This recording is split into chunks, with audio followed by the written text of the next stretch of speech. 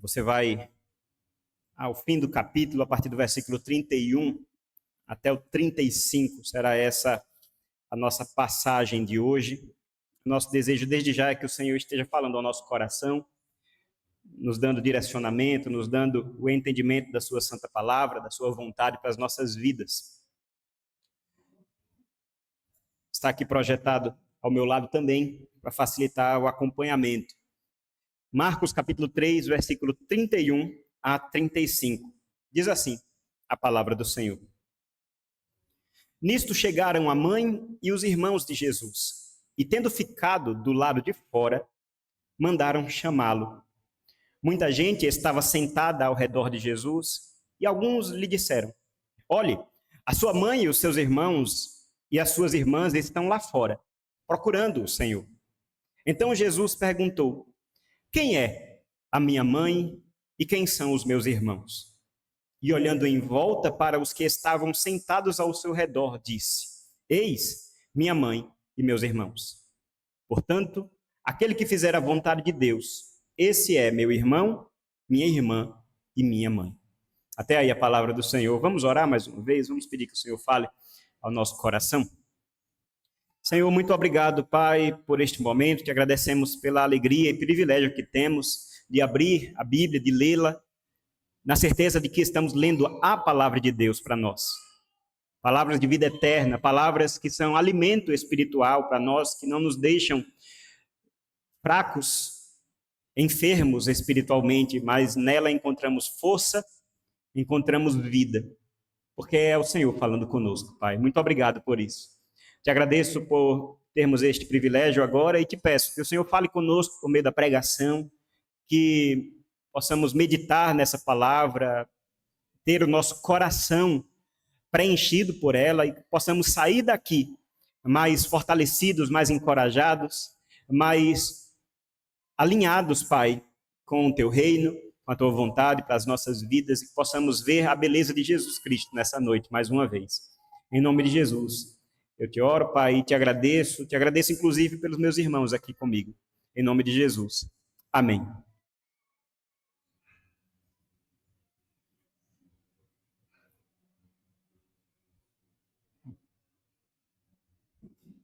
Irmãos, o ser humano, ele é, obviamente, um ser relacional. Nós fomos projetados, fomos criados para viver juntos, em comunidade. Viver sozinho é uma anomalia, na verdade, né, na nossa vida. Porque é muito fácil a gente encontrar um grupo. É muito fácil a gente encontrar algum tipo de comunidade nas nossas vidas e nas mais variadas áreas da vida. Eu costumo pensar bastante sobre isso, né, e ficar percebendo esses padrões na nossa vida, na nossa sociedade, e eu cunhei até um nome para isso. Né? Vai que emplaca, né? Vai que eu escrevo um livro sobre isso, mas sei lá. Eu chamo de eclesiologia da vida. Olha o nome difícil, né? Eclesiologia. A eclesiologia, irmãos, é a área da teologia que estuda a igreja, que estuda o que é a igreja, o que é essa manifestação, esse fenômeno que nós percebemos, não é, que perdura por séculos, por milênios, e essa área da teologia se volta especialmente para estudar a igreja, a eclesiologia. Mas eu gosto de esticar esse conceito e aplico ele a toda a vida. E a minha tese, né, a minha defesa é o seguinte, que em toda área a gente encontra uma igreja. Em toda área da nossa vida a gente encontra uma comunidade, seja ela religiosa ou não, tá certo? Eu estou realmente esticando esse conceito. Vou dar exemplos para ficar mais fácil. Você vê, por exemplo, o que tivemos no mês passado, lá na praia de Copacabana, no Rio de Janeiro. Se os irmãos estão bem antenados nas notícias, tivemos um show da cantora americana Lady Gaga, tá certo? Não estou defendendo a Lady Gaga, tá certo? Mas é inegável que ela tem um poder de juntar muita gente. Milhões de pessoas estiveram ali na praia de Copacabana para assistir um show. E eu não sei se você sabe, mas tem toda uma etiqueta para você ser um fã da Lady Gaga de maneira, né, adequada. Tem como você vai se vestir, como você vai se maquiar e tudo mais. É uma comunidade. Perceba, o ser humano, ele gosta de se ajuntar, se agrupar em torno de uma causa, em torno de um ideal, em torno de qualquer coisa, mesmo que seja um interesse musical ou a vida, né, seguindo um tipo de ídolo, né, artístico. Mas, de repente, isso é muito distante de nós, né? E aí a gente pode trazer um pouco mais para perto. A gente pode pensar no próprio futebol mesmo, né? A gente pode tentar em como é fácil também nos ajuntarmos em torno de times. Você torce para o time A ou para o time B e você se vê parte de algo que é maior que você. A nação, né, rubro-negra, por exemplo, tá aí os irmãos que são do Flamengo, não sei, né? Deus perdoa, tá certo? Mas veja, eu acho muito curioso, né, esse discurso, essa forma de falar, como a gente vai sempre encontrando grupinhos ou grupões, comunidades em que a gente gosta de fazer parte. É assim no time de futebol, mas é também assim na política. E a gente passou por períodos, né, e talvez ainda estejamos passando, em que grandes agrupamentos se faziam em torno de política, em torno de lado A, de lado B, de político A ou B, do partido, de ideologia. E a gente sabe que, infelizmente, essa polarização acabou entrando nas famílias, nas igrejas, né? Muita gente está até hoje sem se falar, porque ficaram em lados opostos nas eleições de 2018, por exemplo. Então, vejam, mais uma vez, esse impulso do ser humano, essa vontade, esse desejo que vem de fábrica, que todos nós temos de participar de uma comunidade maior do que nós. Para não deixar um outro exemplo, né, e acredito que aí todo mundo pode pelo menos se identificar, é a questão do trabalho. Né? Se você trabalha numa empresa, né, do ramo privado ou público, ali está na sua repartição, você sabe que o funcionário bom é aquele que faz o quê? Ele veste a camisa da empresa. Né? Ele tem que estar engajado, né? Ele tem que estar colocando a mão na massa, né? Com os ideais, com a missão, com a visão da empresa, né? Na ponta da língua, né? Fresquinha na mente, porque ele tem que fazer parte. Né?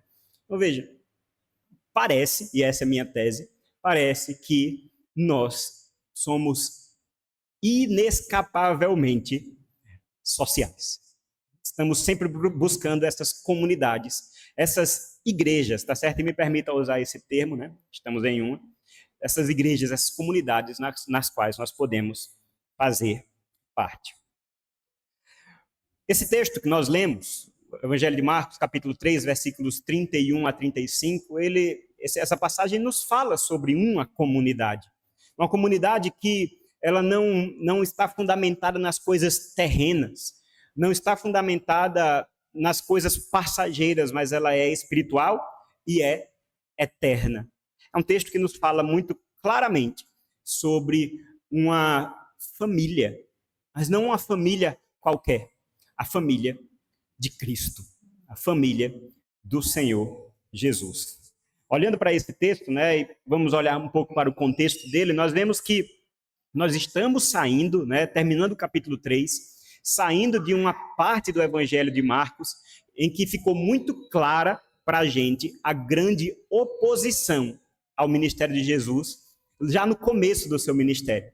A gente já viu, né, religiosos no encalço dele, acusando o Senhor Jesus de ir contra a lei, de andar com gente ruim, de fazer o que não devia, de curar no momento que não devia curar, de de expulsar demônios, como nós vimos inclusive na semana passada, em nome de Satanás, em nome de Beelzebul, maioral dos demônios. Então veja, a oposição, a opressão, a perseguição a Cristo está sendo, né, cada vez mais forte.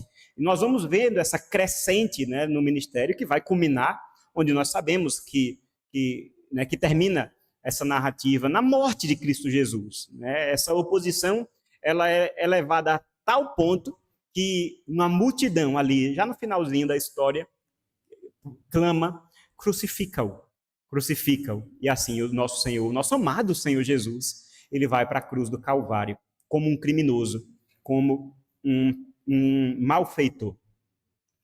Então nós saímos 2 capítulos em que o autor, né, aqui o evangelista Marcos, ele de maneira muito clara, muito intencional, está dizendo que o ministério de Jesus não vai ser fácil.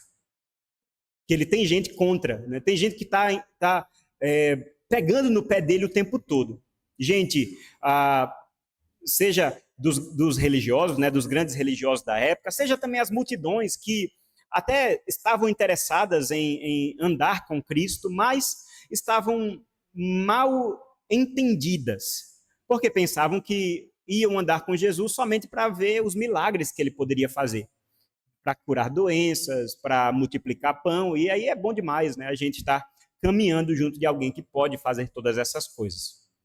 Muitas eram as vozes que estavam ao redor do ministério de Jesus Cristo, né? Dos dias, da rotina de Jesus. Isso foi o que nós vemos até aqui. No capítulo 4, que nós vamos começar a partir da próxima semana, nós vamos ver que o foco, né, o destaque do evangelho, ele vai agora um pouco mais para o ensino de Jesus. Nós vamos ver, por exemplo, aquelas famosas parábolas, né, em que Jesus contou para ensinar verdade sobre o seu reino. A parábola do próximo domingo, eu convido você, inclusive, a não faltar, é a famosa parábola do semeador. Né? Então, nós temos verdades maravilhosas para aprender da palavra de Deus. Então, veja, antes a oposição, os inimigos de Cristo estão sendo colocados nesse tabuleiro, né, nesse cenário que está sendo montado. A partir do capítulo 4, o ensino, Jesus vai começar a ensinar de maneira mais profunda, né? Nós vamos ver alguns discursos de Jesus, alguns ensinamentos de Jesus, né, ele falando de fato. Mas, entre os inimigos de um lado e o ensino de Cristo do outro, aqui o Evangelho de Marcos separa nesse texto um momento para falar sobre quem é que vai ouvir esse ensino. Não são os inimigos, não são os opositores. Quem é que está sentado aos pés de Cristo Jesus para ouvir tudo o que ele tem para falar? É aí que nós chegamos nesse texto. O cenário é muito simples, irmãos. É uma cena muito cativante, esse texto, muito simples. Não temos grandes falas, nós não temos grandes reviravoltas e nem muitos personagens aqui. Jesus está em um local, nos diz no versículo 32, tá certo? Está em algum local, certamente alguma casa, algum lugar fechado, e é dito que muita gente estava sentada ao redor de Jesus. Eu quero que você imagine essa cena. Jesus Cristo no meio daquele local e uma multidão ao redor dele. E perceba que é uma multidão diferente, né, daquelas multidões que normalmente nós vemos nos evangelhos. Não é uma multidão dispersa, não é uma multidão que está interessada somente nos benefícios, mas é uma multidão que está assentada para ouvir. São pessoas que estão interessadas, não no que Jesus Cristo pode fazer apenas de conforto para a vida delas, mas aquilo que Jesus tem a falar. E nós já vimos no começo do Evangelho de Marcos, que o próprio Senhor Jesus disse, olha, eu preciso pregar nas cidades, porque foi para isso que eu vim. Então, Jesus estava aqui executando, né, cumprindo uma das principais coisas daquilo que ele veio fazer. Falar com gente, ensinar pessoas, falar a própria palavra de Deus, que traz fundamento, traz vida, traz direcionamento para toda essa gente que está ao redor dele. Que cenário maravilhoso, né? E aí nós vemos, né, o versículo 32 nos diz essa cena. Acontece que o versículo 31, agora voltando, nos fala que a mãe e os irmãos de Jesus estavam do lado de fora. Aqui a gente vai, né, falar um pouquinho sobre eles, né? Estavam do lado de fora e mandaram chamar Jesus. E aí vem aquele telefone sem fio, né? Fala com um, fala com o outro, e alguém chegou. Mestre, a sua mãe, os seus irmãos e as suas irmãs estão lá fora, procurando o Senhor. Essa é a cena, tá certo? Como eu disse, muito simples. Mas vamos falar um pouquinho aqui, me permita explicar algumas questões. Primeiro, que irmãos de Jesus são esses, né? é um parêntese bem rápido que eu gostaria de falar aqui. Né? Ao longo da tradição cristã, né, ao longo dos séculos de interpretação da palavra do Senhor, algumas interpretações se levantam, né? Os irmãos sabem que os católicos romanos, eles afirmam que Maria, a mãe de Jesus, ela permaneceu virgem após o nascimento de Cristo, e assim foi até ser levada aos céus, de acordo com o dogma católico romano, certo? E por isso, né, uma consequência é que ela não poderia ter tido outros filhos com José. Acontece que o Novo Testamento, de vez ou outra, né, com muita frequência, faz referência aos irmãos de Jesus. Aí algumas pessoas dizem que irmãos aqui é uma forma de falar que diz respeito a parentes um pouco mais distantes, né, primos, sobrinhos e tudo mais, e que falar de irmãos de Jesus aqui não é necessariamente falar de irmãos ali de sangue, certo? A questão é, irmãos, que nós como protestantes, tá certo? Nós como protestantes, nós não cremos nesse dogma da virgindade perpétua de Maria, a mãe do Senhor Jesus. Nós cremos, e isso deve estar importante, isso deve ser importante, né? Deve estar bem claro na nossa mente, no nosso coração. Nós cremos no nascimento virginal do Senhor Jesus. De fato, houve um milagre operado pelo Espírito Santo de Deus que fez com que a Virgem Maria concebesse e desse à luz a Cristo Jesus, o nosso Salvador, o nosso mediador. No entanto, nós não temos motivos bíblicos para afirmar que Maria permaneceu virgem e também que não teve outros irmãos. Pelo contrário, o testemunho bíblico aponta muito mais nesse sentido, né? E os nomes dos irmãos de Jesus estão relatados, inclusive dois célebres autores bíblicos, Tiago e Judas, aquele que escreveu o penúltimo livro do Novo Testamento. Dito isso, irmãos, e aqui é realmente só um parêntese, porque eu estou falando isso? Porque olhar para esse texto também nos faz olhar com mais atenção para uma outra doutrina, uma outra postura que a gente tem que tratar com muito carinho, que é a doutrina ou dogma de que a pessoa de Maria não cometia pecados. Aqui nós vemos um texto, irmãos, em que é atribuído a ela uma atitude em que Cristo está sendo interrompido naquilo que ele veio fazer. Ela, e juntamente dos irmãos de Jesus, não estavam assentados ouvindo Cristo, estavam do lado de fora. E aí nós vemos, né, e aí eu faço questão aqui de retornar aquele versículo que nós deixamos em aberto na semana passada, que está no versículo 21 do mesmo capítulo 3, que diz: quando os parentes de Jesus ouviram isto, saíram para prendê-lo, porque diziam, está fora de si. Na semana passada eu disse que essa expressão parentes aqui, ela pode ser interpretada tanto como parentes mesmo, né? É inclusive o caso dessa tradução, como também amigos, né? Amigos.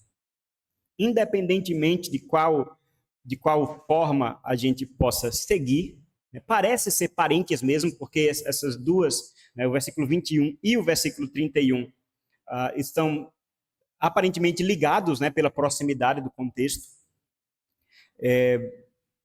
Isso nos diz que a família próxima de Jesus ainda não compreendia de maneira completa, de maneira perfeita, o seu ministério. Não compreendia aquilo que ele de fato veio fazer, a ponto de sugerir um outro caminho, a ponto de se preocupar demais com a própria segurança dele. Afinal, estão acusando Jesus de coisas tão sérias, tão graves. É melhor trazer ele para casa. É melhor deixar para lá, vamos deixar um pouco para lá essa história de ser um mestre, um ensinador. Vamos deixar para lá essa história de ser o Messias prometido. Perceba, irmãos, como essa família que está sendo relatada aqui, ela nos ensina sobre uma verdade que nós devemos compreender muito bem. Que 100% das famílias, elas são quebradas. Porque nós vivemos num mundo quebrado. Nós vivemos num mundo caído. E as famílias, as pessoas que formam essas famílias também são pecadoras, são caídas. E por isso precisam da graça do nosso Senhor. Veja, essas pessoas poderiam estar até com boa vontade, querendo proteger a Cristo. Mas o que aconteceu foi uma interrupção naquele momento. É um cenário triste e que muitas vezes nós nos identificamos com esse cenário. Afinal, quantos de nós viemos para cá e deixamos em casa alguém que de repente não compreende aquilo que você busca, não compreende ou não aceita, não se curva aquilo que você crê e que ignora? Percebam, irmãos, que isso não é luxo, e me permita falar assim, da sua família. Todos nós somos membros de famílias formadas por pecadores. E que, ora mais, ora menos, todos nós precisamos ser corrigidos no nosso posicionamento diante de Cristo Jesus. Se até essas pessoas que viviam com Cristo, que viram e testemunharam ele crescer. Imagine, Jesus está aqui no início do seu ministério, foi batizado aos 30 anos. 3 décadas de convivência, 3 décadas ali de dia a dia, de vivência junta, não foram suficientes para que essas pessoas compreendessem inteiramente quem era aquele que vivia com eles. Irmãos, um trecho que eu acho muito interessante do livro O Peregrino. O livro é um livro muito interessante que nos fala sobre a vida cristã, né? É uma alegoria, né, tão antiga, né, lá do século XVII, escrita pelo puritano John Bunyan. E esse livro relata, né, um livro muito famoso, relata a história de um homem, que o nome dele é Cristão, não é dito, é o nome dele, Cristão, e ele, no começo do livro, ele está em casa e vem sobre ele uma consciência de que ele tem um fardo muito grande para carregar, que há um peso, e que ele precisa encontrar descanso para esse fardo. E é interessante que ele está ali querendo esconder esse desconforto da sua família, dos seus filhos na sua casa, mas em determinado momento ele reúne a sua família e começa a falar e diz o seguinte: minha querida esposa e filhos, estou muito preocupado em virtude de um fardo que me pesa muito. Além disso, tenho uma informação segura de que nossa cidade será queimada com fogo do céu, em cuja terrível destruição eu, você, minha esposa, e vocês, filhinhos amados, seremos destruídos, a não ser que haja uma maneira, que eu não vejo, de escapar, pela qual nos libertemos. Esse é o drama desse cristão. Ele sabe que tem alguma coisa errada, sabe que vai vir uma destruição a qualquer momento, e sabe que ele e os seus familiares vão se perder, caso eles não encontrem uma maneira de salvação. E aí é interessante que o livro continua dizendo que a revelação nessa conversa deixou a mulher e os filhos dele surpresos e aflitos. Não porque acreditaram naquilo que ele dizia, mas porque achavam que ele estava louco. Alguma insensatez desvarada lhe confundia o pensamento. E aí, quando veio amanhã, quiseram saber como ele estava. E ele disse que piorava cada vez mais. Também voltou a falar-lhes, mas eles começaram a mostrar-se endurecidos. Então, cogitaram curar-lhe a insensatez por meio de um comportamento rude. Às vezes zombavam, às vezes o repreendiam e às vezes simplesmente o ignoravam. Olha que interessante, irmãos. No século XVII, esse nosso irmão, ele relatou de maneira tão interessante como muitas vezes uma família ela pode estar dividida em termos de fé, em termos daquilo que se crê, aquilo que se confia, aquilo que se vê como salvação, como uma vida boa, como uma norma de vida. Assim como este homem estava ali sendo objeto de desprezo, de repúdio, até de ignorância dos seus familiares, assim Cristo estava aqui, pelo menos nesse momento, sendo mal compreendido por seus familiares. E aí, é interessante que Jesus Cristo toma essa interrupção. Como eu disse, uma mensagem chega até ele dizendo: olha, a tua mãe, os teus irmãos e as tuas irmãs estão te chamando. Acontece que Jesus estava ali ocupado, estava ali ensinando as verdades do reino de Deus. Mas Jesus nunca desperdiçava uma interrupção. Jesus nunca desperdiçava uma oportunidade de ensinar e de transmitir a sua graça, de transmitir o seu caminho, mesmo diante de grandes opositores e agora principalmente diante da sua querida família. O que é que ele diz? Nos diz aqui o versículo 33. Jesus perguntou: quem é minha mãe e quem são os meus irmãos? Eu fico imaginando o mensageiro, né? Eu fico imaginando a pessoa que foi levar esse recado para Jesus. Chega lá: mestre, tua mãe está chamando, a mãe do Senhor está chamando, né? Absolutamente normal.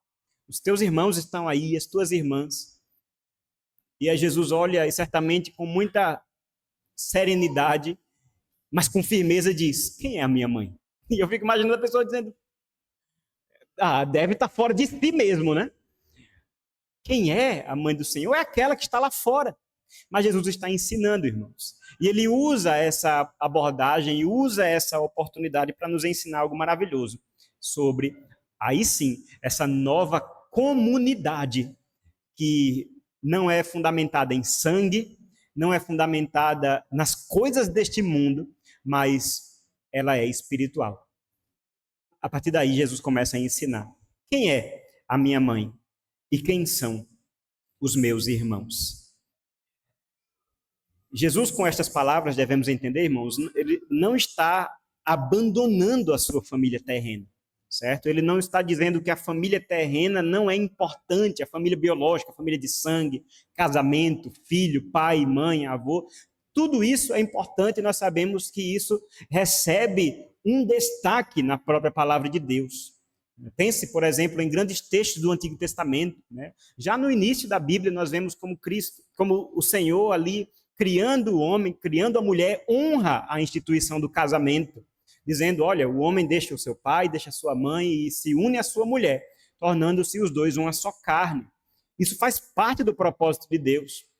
Nós vemos como na lei do Senhor a família recebia um lugar de destaque, a responsabilidade para o pai, a responsabilidade para a mãe, a responsabilidade para os filhos. Afinal, lembra dos 10 mandamentos? Qual é o 5º mandamento? Honra o teu pai e a tua mãe, para que te prolonguem os teus dias sobre a terra. Paulo vai dizer, é o primeiro mandamento com promessa.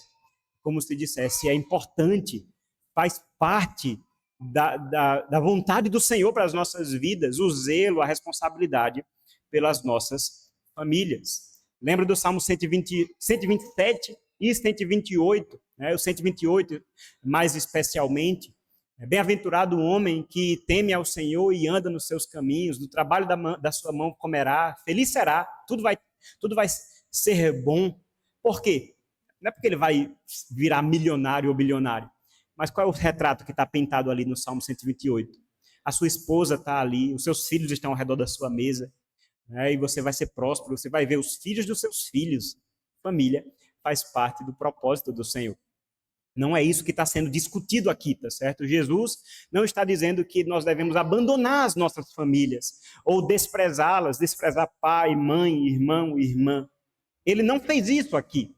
E ele nem faria, nem fará. Afinal, lembra, uma das últimas palavras de Cristo na cruz foi uma palavra de cuidado com a sua mãe.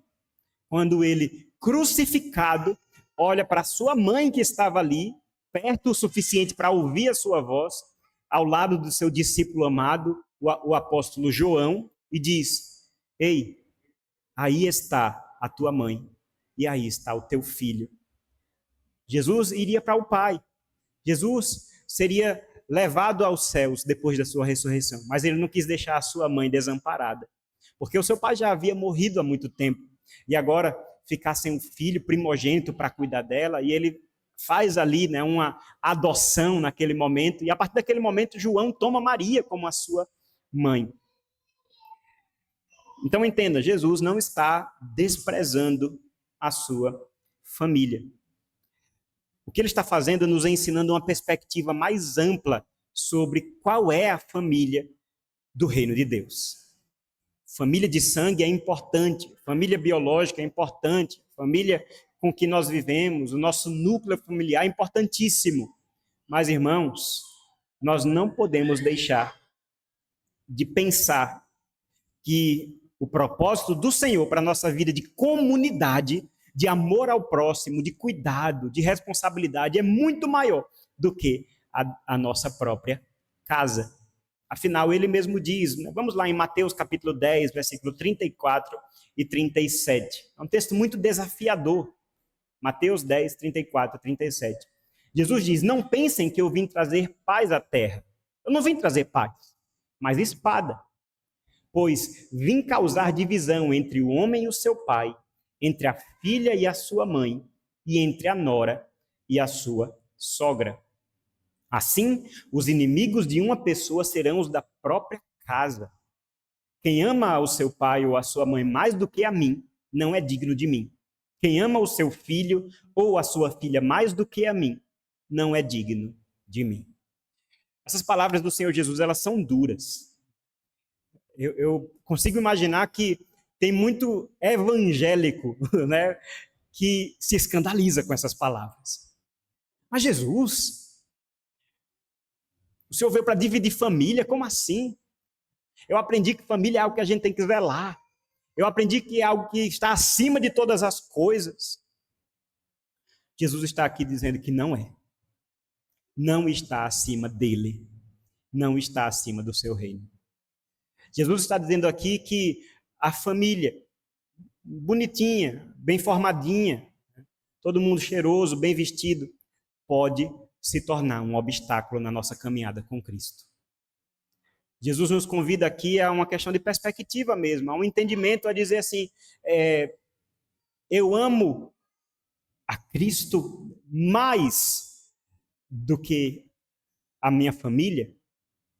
A questão não é odiar a família, tá certo? Ou desprezar a família. É uma questão de escala de amor. O Senhor, Cristo, ele não é merecedor do segundo lugar. Ele tem que estar em primeiro. Ele tem que estar em primeiro. E é por isso que Cristo está aqui afirmando que muitos não andariam com ele, porque permaneceriam apegados as suas raízes. Lembra? Aquele que disse, não, eu preciso, eu me casei e eu tenho que cuidar da minha esposa. E Jesus disse, tudo bem, então fique aí, você não vai para a festa. Eu preciso enterrar o meu pai.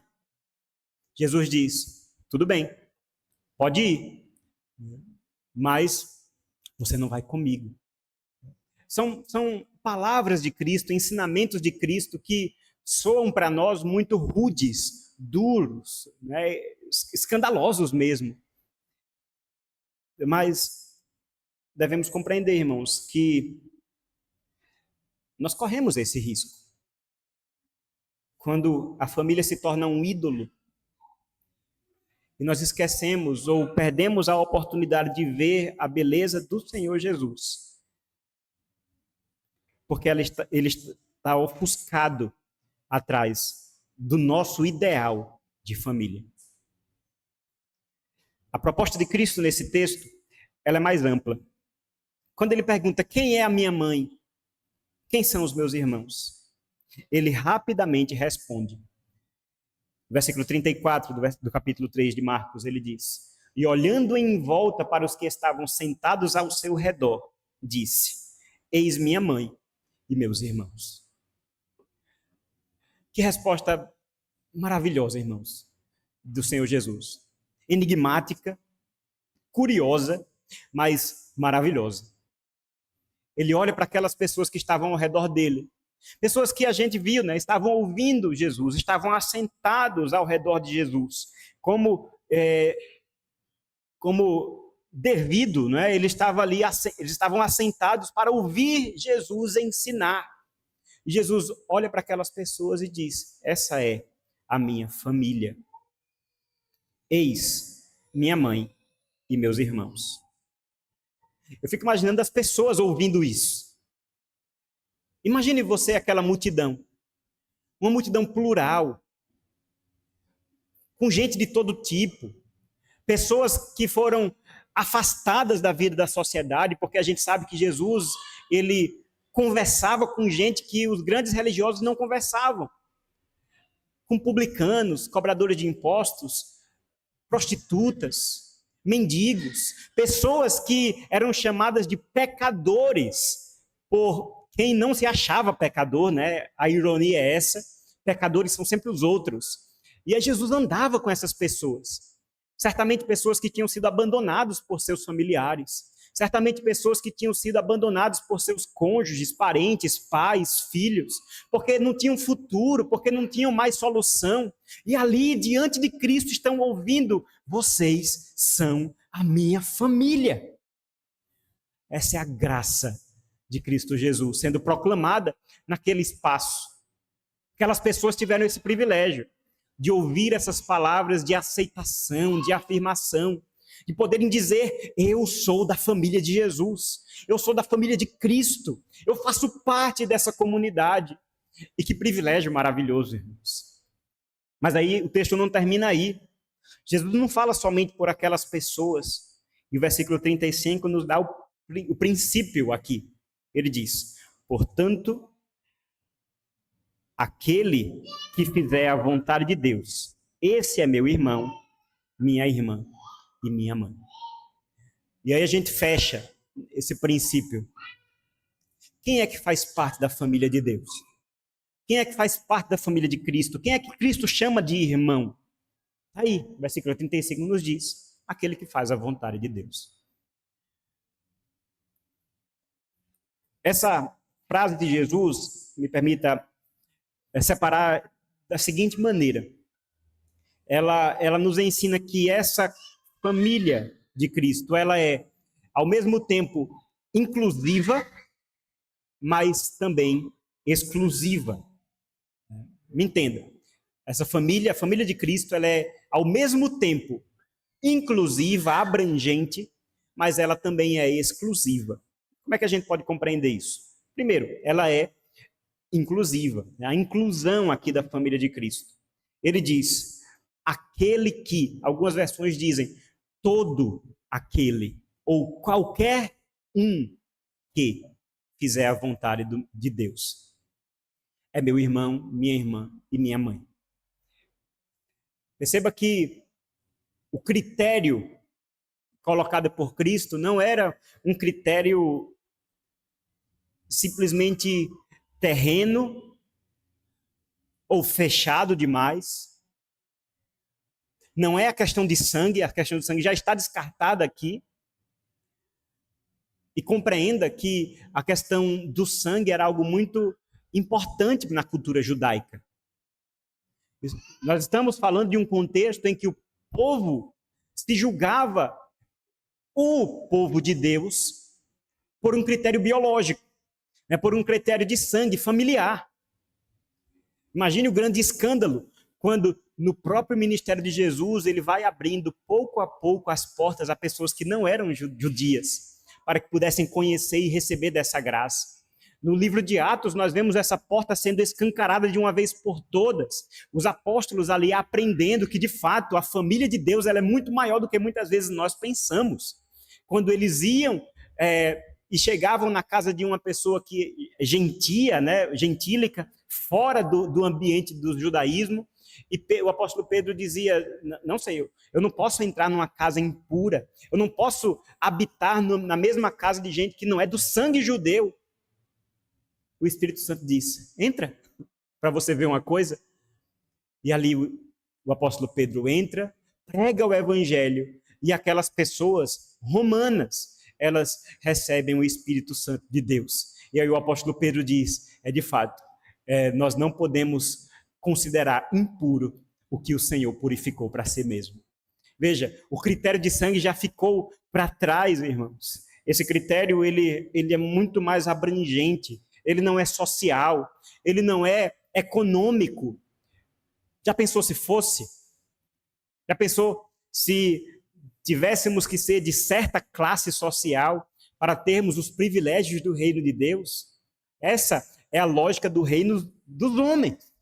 Essa é a lógica dos grandes poderosos desse mundo. Mas não é a lógica de Cristo.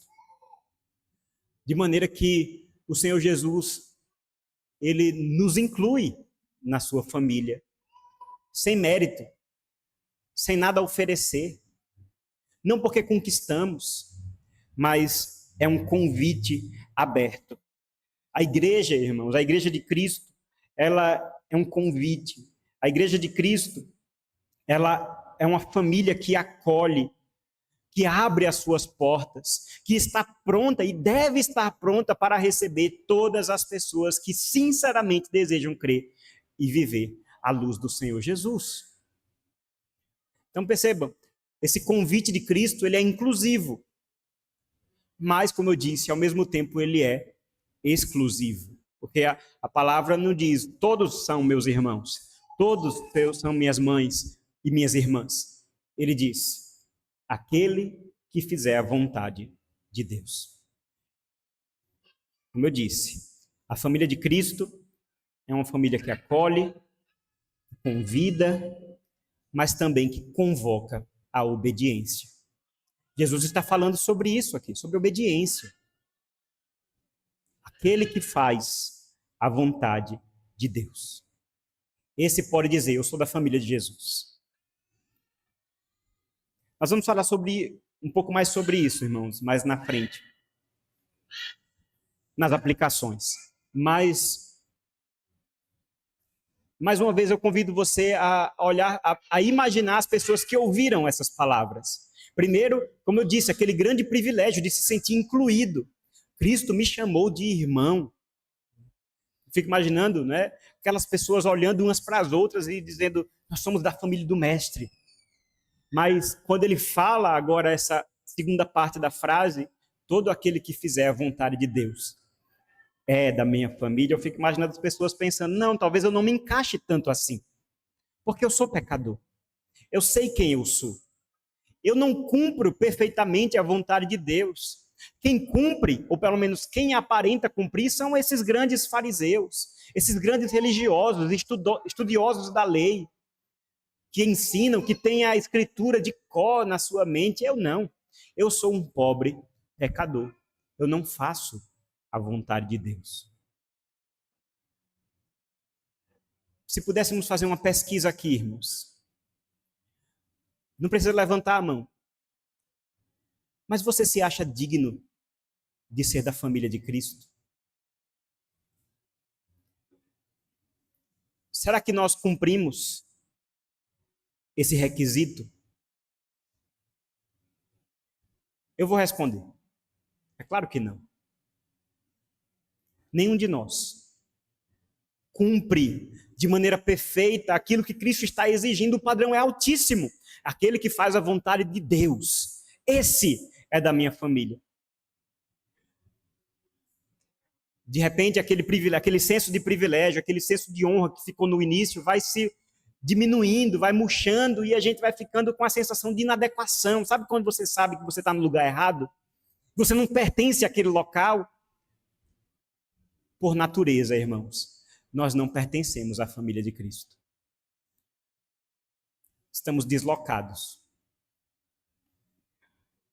O Evangelho, a boa nova da salvação em Cristo Jesus, nos ensina que reconhecer isso é importante, é fundamental. E, acima de tudo, reconhecer que aquele que faz a vontade de Deus é o próprio Senhor Jesus. E aqui, irmãos, está a nossa glória. Aqui está o nosso conforto, a nossa alegria. Nós somos chamados de povo de Deus, de família do Senhor, de igreja de Cristo, não porque cumprimos toda a vontade de Deus, mas porque o nosso Senhor Jesus Cristo cumpriu de maneira perfeita. Não é porque você é perfeito que você é filho de Deus. Você é filho de Deus porque você está unido àquele filho de Deus que ele sim foi e é perfeito por toda a eternidade. Cristo Jesus, o nosso Salvador, o nosso amado Jesus Cristo, ele venceu. E é nele que nós podemos ser incluídos nessa família. E sermos, aí sim, sermos cientes desse grande privilégio. Eu faço parte da igreja do Senhor. Eu faço parte do corpo de Cristo. Eu faço parte daqueles que Cristo chamou de irmãos. Como nós lemos lá em Hebreus, ele não se envergonha de nos chamar de irmãos. Dito isso, irmãos, compreendendo a beleza desse convite de Cristo, a beleza dessa afirmação do Senhor Jesus, à luz do Evangelho que aponta o caminho pelo qual nós podemos ser chamados filhos de Deus, irmãos de Jesus. Eu quero apresentar aqui algumas aplicações, irmãos. A primeira aplicação diz respeito a nossa realidade. Como eu disse, que as nossas famílias elas são marcadas pelo pecado, são quebradas. Nós vivemos num mundo difícil, de relacionamentos difíceis. Habitamos com gente difícil e de repente você é pior ainda, porque nós somos assim. Apresente a sua família terrena aos pés do Senhor Jesus, porque Ele é poderoso para restaurar relacionamentos, restaurar casamentos quebrados, de fazer como está escrito lá em Malaquias, do Espírito do Senhor que vem para reconverter ou converter novamente o coração dos pais aos seus filhos e dos filhos aos seus pais. Restaurar famílias. Creia que Deus é poderoso para fazer isso. Assuma todas as responsabilidades que são próprias dessa área da nossa vida. Como eu disse, Jesus não deserdou a sua família, não abandonou a sua família, pelo contrário. Como filho, honrou a sua mãe, honrou o seu pai. Por isso, seja dedicado nas suas responsabilidades. Você é um pai, cumpra aquilo que o Senhor coloca nas suas mãos para fazer e faça isso com dedicação, com sabedoria, com inteligência, de fato, com o desejo de honrar ao Senhor naquilo que Ele colocou na sua mão, porque Ele vai prestar contas. Você é uma mãe, igualmente, marido e esposa, honrem o casamento, que é projeto do Senhor. Filho, filha, o mandamento está aí para ser cumprido. Honra o teu pai e a tua mãe. Creia que Cristo é poderoso para restaurar a sua família. Cumpra a sua responsabilidade. Mas saiba que muitas vezes as dificuldades que enfrentamos em nossas casas, em nossas próprias casas, elas servem também para nos provar, para saber onde de fato está o nosso amor. Por isso, busque fortalecimento. Seja uma testemunha do Senhor Jesus dentro da sua casa. Seja sal e seja luz dentro de casa. E ame, acima de todas as coisas, o Senhor. Certamente, quando colocamos os nossos amores na ordem correta, nós somos profundamente abençoados por Cristo. Veja,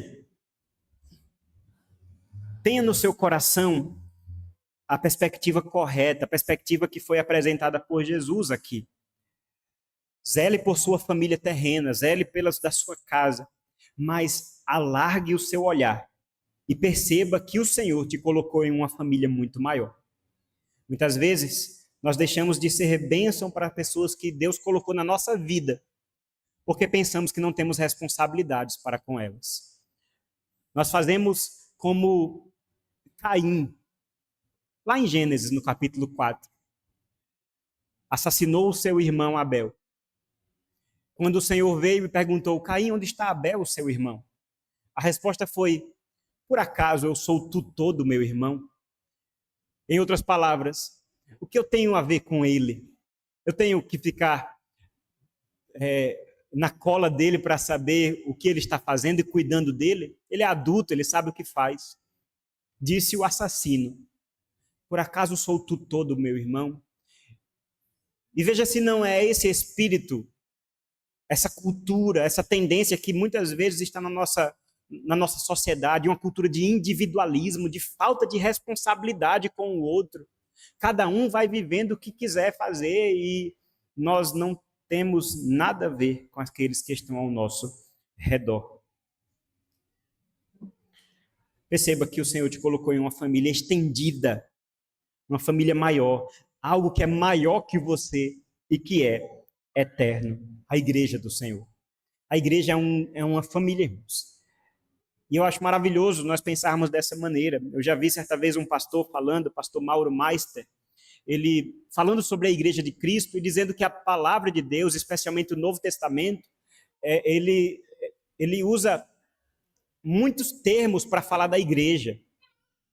O apóstolo Pedro chama a igreja de prédio, né, de um edifício espiritual que está sendo construído tijolo por tijolo. Nós somos esses tijolos, né, para a glória do Senhor. O apóstolo Paulo fala de uma planta que está sendo enraizada em Cristo e que cresce. O apóstolo Paulo também fala de um corpo que cresce na cooperação de todas as partes. Todas essas são metáforas para falar sobre a igreja. O edifício, a planta, o corpo. Mas aí o pastor disse: tem uma forma que o Novo Testamento fala sobre a igreja que não é uma metáfora. É o que de fato ela é. Família. A igreja é uma família. O apóstolo Paulo, falando aos Gálatas, diz: façam o bem a todos, especialmente aos da família da fé. Eu não sei como você vê a igreja. Você que é membro dessa igreja ou membro de outra igreja. Eu não sei se você enxerga a igreja como de fato a sua família. Infelizmente, nós vivemos numa cultura de consumo. Nós vivemos numa cultura de distanciamento, em que nós somos tentados a olhar para a igreja simplesmente como um serviço que está sendo prestado e a gente vai lá e desfruta um pouco desse serviço, como a gente pode fazer num teatro, num cinema ou em qualquer outra coisa. Se eu estou pagando, né, e tem muita gente que pensa assim, né, eu estou contribuindo, estou dando dízimo, então eu posso ir lá desfrutar, ter a minha bênção, depois voltar para casa, voltar para a minha vida, para a vida real.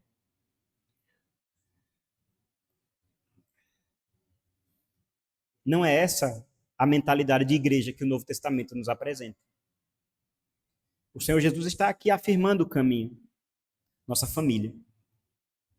O apóstolo Paulo, em 1 Timóteo, ele ensina ao jovem pastor Timóteo, num texto muito interessante, né, a tratar os homens mais velhos como seus pais, aos homens mais jovens como seus irmãos, e as moças mais jovens como suas irmãs. E é exatamente isso que nós devemos fazer. Na igreja, irmãos, e pense aqui na nossa comunidade local. Eu pensando no grande privilégio que eu mesmo posso dizer de fazer parte aqui desse local, de fazer parte dessa comunidade, dessa família. Quantas mães eu tenho aqui, né? A minha mãe biológica está ali sentada, mas o Senhor me deu muitas outras. Quantos pais eu tenho aqui? Quantos irmãos? Quantos filhos? Essa é a beleza da família de Cristo. E poder você saber que você não está sozinho, você não precisa estar sozinho. Tem gente para você caminhar junto. Tem gente para te levantar quando você cai. Tem gente para te abraçar, para te ouvir. Essa é a igreja do Senhor. Tem gente por quem você é responsável. E aí é bom inverter também, né? O consolo também traz uma responsabilidade para nós. Porque você também precisa cuidar das pessoas. Todos nós precisamos olhar para os nossos irmãos como pessoas que fazem parte da nossa vida. E aí, irmãos, nós podemos compreender que a igreja do Senhor, no meio de todas as outras comunidades que nós temos, seja pessoas que se que se reúnem em torno de um partido político, colegas de trabalho da mesma empresa, ou pessoas que vão para um show de um artista qualquer. A igreja do Senhor, ela é eterna. Ela é eterna. Porque ela está fundamentada não em coisas passageiras, não em coisas terrenas. Mas quando nós vemos, no fim de todas as coisas, a própria palavra do Senhor nos dá esse retrato. No livro de Apocalipse, quando o apóstolo João olha e vê gente de toda a raça, de toda a nação, de todo o povo, falando todas as línguas, e ele diz, é uma multidão que não se pode contar. Quando Jesus recebe essa grande multidão, o que é que ele dirá? Ele mesmo nos disse lá em Mateus, vinde, benditos do meu Pai. Vocês são meus irmãos. Vocês são da minha família. Nós seremos recebidos e viveremos eternamente, nos alegrando, nos confortando com essa família, a família da fé, e não mais seremos fundamentados na fé, mas porque aquilo que hoje cremos, na expectativa, na esperança, estará de uma vez por todas diante de nós. O Senhor Jesus estará ali, de carne e osso, diante de nós. E mais uma vez poderemos ouvi-lo dizer, eis minha mãe, meus irmãos e minhas irmãs. Eu estarei lá. E eu creio que você também. Vamos orar. Senhor Deus, muito obrigado, Pai, por tua palavra. Muito obrigado, Senhor, porque temos uma família em ti. Podemos, Pai, podemos viver em unidade, em amor, Senhor, porque foi o Senhor quem criou essa igreja, Senhor. Foi o Senhor quem criou essa família. Eu te peço, Pai, que o Senhor nos dê a alegria de podermos desfrutar dos benefícios de participarmos da família do Senhor. Que não vivamos sozinhos, Pai, separados uns dos outros, egoístas, sem responsabilidade, sem prestação de contas. Pelo contrário, nós te pedimos, Senhor, que o Senhor aumente em nosso coração o amor ao Senhor acima de todas as coisas, e o amor ao nosso próximo como a nós mesmos. Porque foi para isso, Pai, que o Senhor nos criou. O Senhor nos criou como seres sociais, relacionais. O Senhor nos fez assim.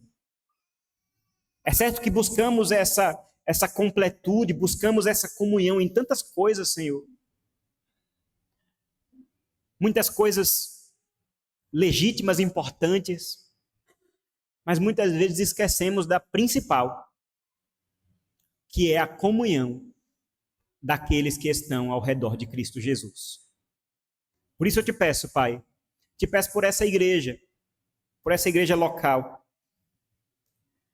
que possamos ser descritos, Pai, como pessoas, homens, mulheres, crianças, jovens, idosos, assentados aos pés de Jesus, para aprender com Ele, Senhor. Te louvamos, Pai, porque nós não merecemos fazer parte dessa comunhão, porque somos pecadores, mas o Senhor derramou a tua graça sobre nós, perdão de pecados, e estando unidos a Jesus Cristo, crendo nele, confiando nele para a nossa salvação, nós podemos ser chamados filhos de Deus. Muito obrigado, Senhor, por isso. Muito obrigado. Te peço por cada um que está aqui, pela família de cada um, que o Senhor fortaleça, Senhor, cuide, restaure os relacionamentos, os casamentos. Sabemos, Pai, que todas as nossas famílias precisam do Senhor. Todas, Senhor. Não tem família perfeita. Somos pecadores. Não tem casamento perfeito. Eu te peço, Senhor. Te peço que o Senhor restaure as nossas famílias. E que as nossas famílias não sejam um empecilho, um obstáculo, Senhor, para a nossa alegria no Senhor. Pelo contrário, Senhor. Possamos, como aprendemos hoje, aumentar o nosso olhar. Zelar pelo parente de sangue, mas pelo irmão que o Senhor nos deu, que está ao nosso lado. Porque todos eles são igualmente, Senhor, dignos da nossa atenção, do nosso amor. Porque o Senhor assim nos ordena. Te peço por aqueles que se sentem sozinhos, abandonados, não encontrando, Senhor, uma comunidade. Te peço, Pai, que o Teu Espírito Santo esteja agindo nos corações, para que, Senhor, eles possam perceber que no Senhor ninguém anda sozinho. Existe companhia, existe amizade, comunhão verdadeira, uma comunhão que o mundo não pode oferecer, que o pecado não pode oferecer, mas é a comunhão que o Senhor oferece, de graça, por Jesus. Eu te agradeço, Senhor, por isso. Te agradeço por essa palavra, te agradeço pelo culto que podemos prestar ao Senhor. E eu te peço que o Senhor nos dê uma semana abençoada, cheia da Tua presença, cheia da Tua graça. Que o nosso olhar esteja sempre voltado para o Senhor. É o que nós te pedimos, Pai. Cuide daqueles que estão doentes, que não estão aqui conosco hoje. Aqueles que estão impedidos, estão trabalhando. Que todos possam estar guardados pela Tua poderosa mão, Senhor. Em nome de Jesus. Amém. Recebam a bênção.